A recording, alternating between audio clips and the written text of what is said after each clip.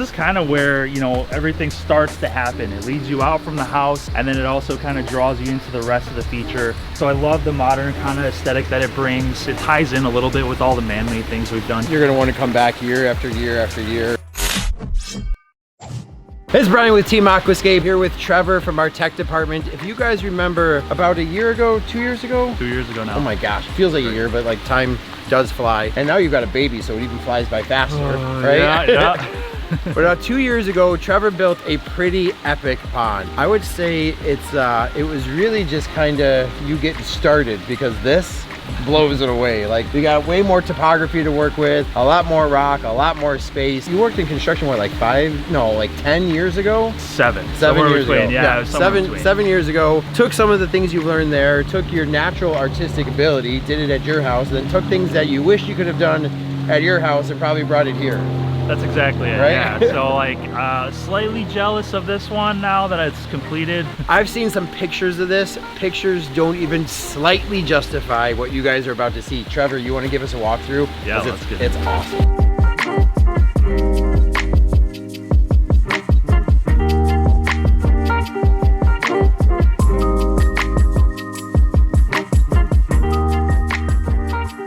All right, so starting over here with the intake bay, the pre-filtration, this is kind of where, you know, everything starts to happen. It leads you out from the house, and then it also kind of draws you into the rest of the feature and then up the hill. So design-wise, I had such a fun time actually working with all of this, just because we had this massive hill, which, I mean, you know, around here we don't really get to work with. So that was the key focus here, is just kind of designing epic waterfalls and then something that you can really draw out of the house. Yeah, as pond builders, we look for slopes and we see them, we get excited. Like, I just got off of a consultation and they have this big giant hill. I was like, the things you can do, and you've taken it to its fullest capability here, right? Its fullest potential.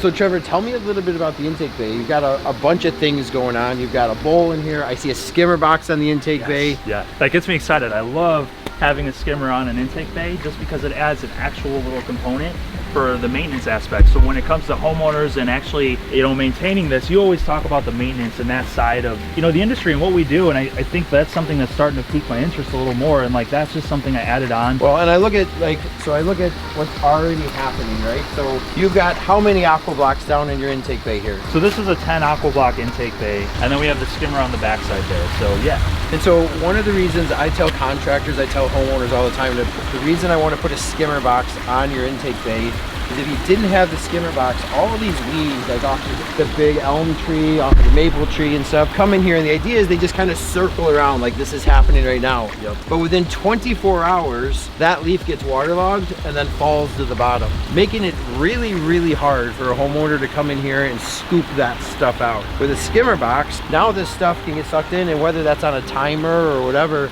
it can then help pull that stuff in where it's conveniently put into a basket that they can empty a whole lot easier. Exactly. I think what happens is a lot of times homeowners, contractors say out of sight, out of mind. Like, the intake bay will still work with a bunch of leaves just sitting on top of it, but over time that stuff decomposes, goes down, clogs up aqua blocks, then clogging up pumps and everything else.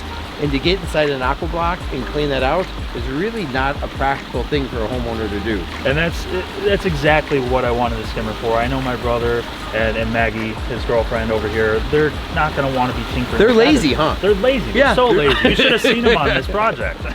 But nonetheless, I wanted to make it as easy for them as possible, because now that I own my own, I've been working with my dad's. Yep. I just know the maintenance, and it's not something that people want to do. So that's something that you always think of on your projects, and I admire, you know, as far as designing next. Did you hear him say he admires me? That's what I heard. That's why I so hurt. So inside the skimmer box, I have an AquaSurge 4000, 8000, which actually does the jet system. Oh. So I wanted a jet system to kind of kick on and off. You didn't need it with the amount of flow that are coming from the other pumps. So in the other vault over here, we've got a SLD 5000 and 9000. So you have a SLD 5 to 9. It feeds 3 bowls and the wetland. And the waterfall. And the waterfall. And the waterfall. So 5 different things. So that was a spider web of plumbing. Oh yeah. Right? Like all over the place. And so you have ball valves and manifolds everywhere. I got valves. I got 3-inch plumbing all the way up. You know, all right. The thing I love to do is calculating these head pressures and all that stuff. So yeah, that sounds exciting. That's real fun. But anyways, yeah, all kinds of different plumbing plumbing things going on. And then you have a party pump. Explain that a little bit, because I was just using that term earlier this morning. So a party pump is something that I would use when you're here, right? Like you're here, Yeah, I want to show it off, yeah, you know, it's a party. But then when we all leave, I'm gonna turn that off, save some energy, but the system still is operating on the one pump that's the mandatory pump. You know what else? Like, so I was telling the customer, so the same thing, like maybe you use this for entertaining, maybe you fire this on when you get home, you can turn it off and on to save on energy. It's also nice, like this time of year, when 3,000 leaves are falling down, turn the party pump on, flush the system out, like really move a lot of the wind-blown debris out of the waterfall, out of the stream. Or if 10,000 leaves are all falling at the same time, turn that on and it'll suck things into the intake bay 100%. a whole lot easier. Let's channel our inner Ed and think about it from a natural standpoint. When things start to rain and flooding and all that happens and it washes it down the stream, that's exactly what it is. You channeled that really, really well right there. Yeah. And then you said you have a 4 to 8 in the skimmer box that just feeds jets. Just feeds jets. And is that on all the time? That's the one I'm going to put on a timer. Oh, all right. So I'm going to have that kick on and off. I did a 4,000, 8,000 for the jets because it's pre-filtered. I love having that. I have block line in here, so I don't want to clog those guys up. The one thing is, in a skimmer, I typically like to use a solids handling, but I weighed out my pros and cons. You know, there's always a right or wrong. I would actually recommend not using the solid handling for jets, just because the fine screen that goes over the pumps really, really helps preventing the jets from ever getting clogged. Right. Because they can really, really get clogged Especially up. with the lock line. It's so small that you got to be careful. Exactly. So, yeah. While we're sitting here talking, like I'm just looking at the bowls, I think what's great about the bowls, and this is why I think you got away with a 5 to 9 for running the wetland, the waterfall, and all 3 bowls.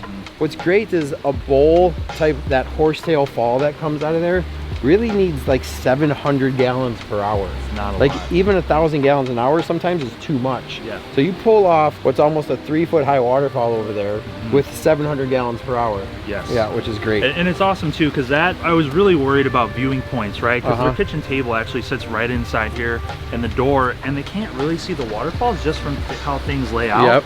But this gives them a great viewpoint with, like you said, 750 gallons an hour. You did a great job with the bowls. And these are all the new bowls. These are the new ones. I actually love this gray color. The lunar? Yeah, it's a lunar gray. Love the modern kind of aesthetic that it brings. It ties in a little bit with all the man-made things we've done here with the railroad ties and all that. I love the new color. And now they can be turned into filters. Correct. Right? Which is maybe I'll do. Really, really awesome. Maybe I'll do up top.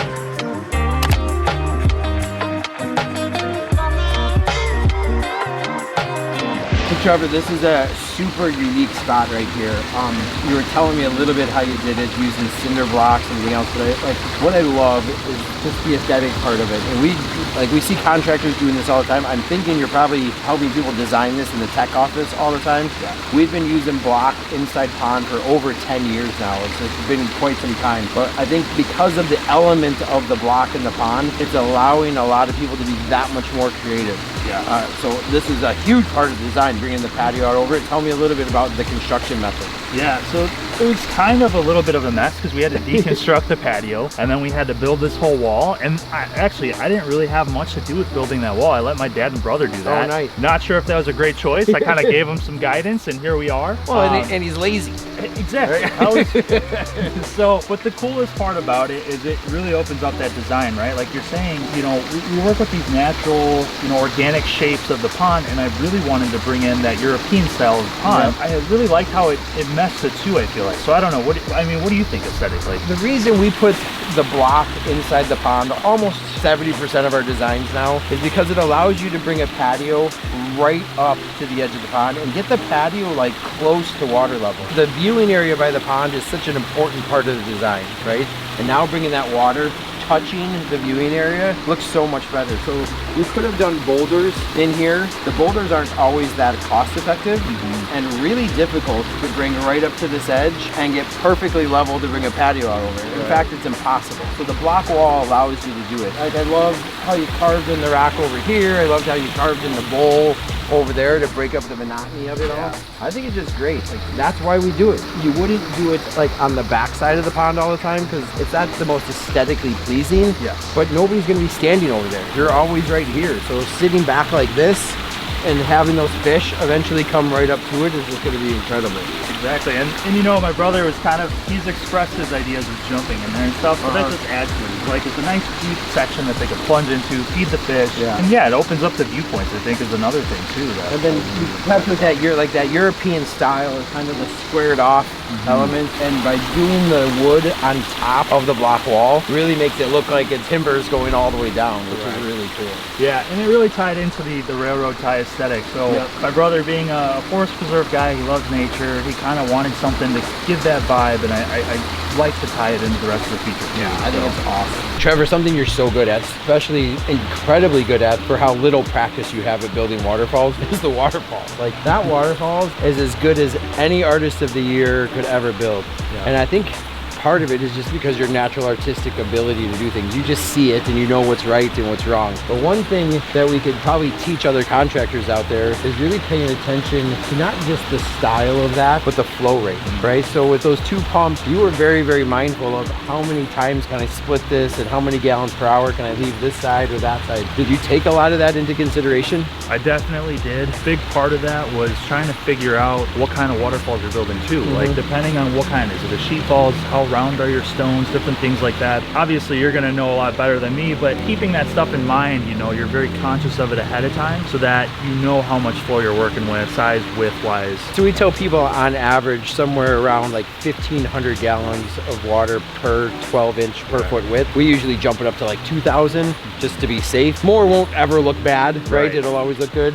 And it looks like you're probably at that 2,000 gallons per foot width. And so if you calculate the width from the left side of the waterfall to the middle, to the right, and everything else, you're taking all of that into consideration. And then of course, then the shape of the rock at the same time. And I think a good thing that you guys could probably see here is the width that we've created on this lower section compared to the width on the upper section. So aesthetically, you can see it's the same flow. Like, no more flow is added from that upper falls than lower falls, but aesthetically it creates pretty dramatic different waterfalls. Splitting and dividing the stream up into little tributaries here will often make that waterfall feel more like an 8-foot wide waterfall. Right? Where it's really only a 3-foot wide waterfall. Huh? Yeah. Pro tip. There you go. The flow of the big, tall waterfall. And you said it before we even started filming. That's your least favorite waterfall, the big, tall sheet, and you like the one on the bottom. I think it's the combination. I understand, like, the sheet waterfalls are so much more visible from further distances. That's the waterfall that's drawing everybody's attention, right? So often I'll tell customers when we're designing stuff, if the waterfall is far, far away, I want to do a big sheet style fall. As I get closer to the house, I want to do more of the Babbly Brook, where you're going to be right up on top of it, and it's a better sound. Right? I agree. So you put the bowls on here, which could be adapted to filters. Is there biofalls or something up on top? There's no biofalls. Right? So you just have a wetland then tucked in here somewhere. Down here is where we actually located the wetland, and I did this for, there was actually a reason behind it. When I was designing this, I knew this was going to be kind of top heavy. So I wanted to keep the pond relatively to a smaller size, but also add the filter to that. So we actually seamed on a wetland right here and added that just so we could increase the footprint of the pond without adding size for the wetland up top. I love the depth of the water you have on top of the wetland. I think everybody thinks a wetland filter has to be set to accept a ton of aquatic plants, and it really doesn't. I mean, you could put a wetland at the very bottom of your pond if you wanted to, if you didn't have the real estate to do it. So I love that this just looks like kind of a 12-inch deep area off the edge of the pond. You've incorporated a bunch of logs. It really just looks like a pond extension, not an added wetland filter. Correct, and I like what you said about the depth. So one of the things that was an overall concept for this design was the aquatic plantings. So on mine, I don't have a ton of room for aquatic plantings. That's something I really wanted to do. So I left a lot of room. So actually, the liner was way oversized to allow for all those plantings on the perimeter of the wetland, while allowing the wetland to still flow properly without plants and roots eventually getting bound up in there. I wanted to keep that open swimming space. I also like, we're standing at a different area of the pond, and you're so good at doing this too, like creating different destination spots. And when you're sitting up here, if you're sitting in this bench or up by this waterfall, what a different perspective of everything. Like you can really now appreciate that European style that you didn't really appreciate from the other side. You can see, you being up high, the water looks so much more transparent. It's really cool. It's cool to create those different areas because you get so much more out of that one water feature, right? It's not just like a picture, now it's an experience.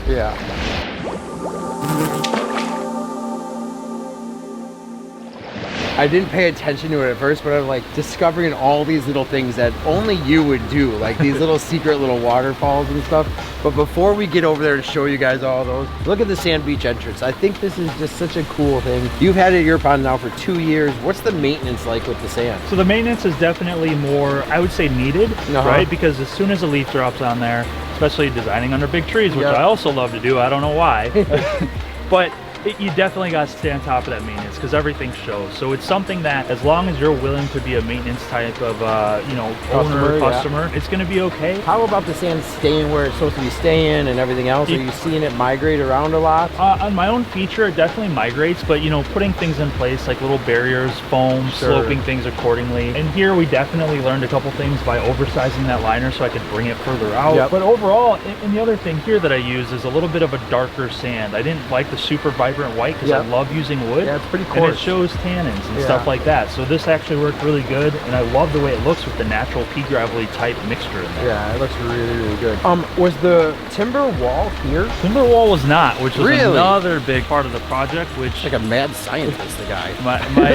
I'm gonna give some credit here. The whole project, my dad and brother were basically in charge of these walls. They hated me for it because it was part of the design, and these things are heavy. They're not necessarily fun to use, and drilling into them and you know tiebacks and all that, not fun. So thank you, dad and brother. You guys, they're not that lazy. Yeah, they're not. Yeah, they deserve some credit. But yeah, so that was all constructed, and that was part of the initial design of building a waterfall over that. Something that you have it all the time. You see these visions, you want to do it, and you do it, and you're like, do I like it? Do I not? I don't know. I love it. Well, it makes the age of the timbers makes it look like it was here forever. And you had to adapt the design, and the wall was necessary. So I like the fact that you used the wood rather than engineered concrete blocks or something like that. I think it just ties in better. Bringing the timbers through the waterfall, I think it's just a cool element. So I'm assuming your liner comes up and behind all the timbers. Correct. Oversizing the liner, you always say, you know, make your liner super big so you're not, you know, strapped to creativity. The thing I noticed, you know, now that we're up in here, and eventually this will be inaccessible, right? Like as plants fill in and everything else. But one of my favorite little spots is the way you notched out the bowl to get the big ball that's visible from down there. But not until you're up here by the sand beach do you see that little drop and then that perfect little veil that comes out of that piece of moss rock there. Oh yeah.